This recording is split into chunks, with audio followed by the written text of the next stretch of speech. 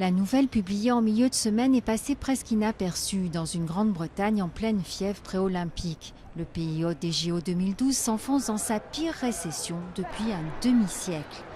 En visite à la veille de l'ouverture des Jeux dans les installations, qui auront coûté 11 milliards d'euros au total, le Premier ministre David Cameron espère visiblement que la fête des Jeux fera oublier un temps les sombres perspectives économiques.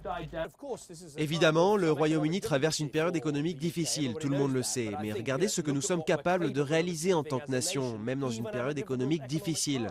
Regardez derrière moi ce parc olympique extraordinaire qui a été construit à partir de rien, il y a 7 ans.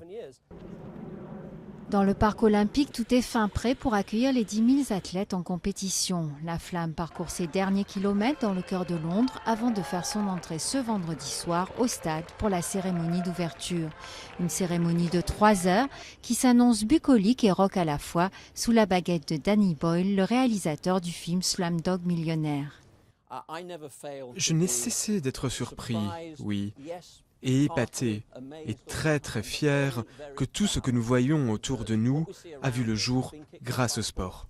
Il y a tout de même eu quelques couacs dans la dernière ligne droite. Petit incident diplomatique avec une confusion entre les drapeaux de la Corée du Nord et de la Corée du Sud avant un match de football féminin.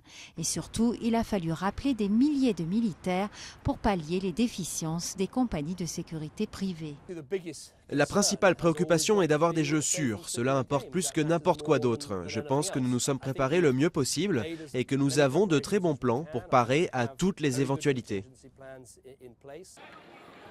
À l'annonce de la victoire de Londres pour les Jeux 2012, des attentats avaient fait 52 morts dans la capitale le 7 juillet 2005. Avec quelques 40 000 hommes mobilisés, un site olympique transformé en forteresse et les équipements les plus sophistiqués, les autorités britanniques espèrent éviter tout incident pour que le sport reste roi tout au long des 17 jours de compétition.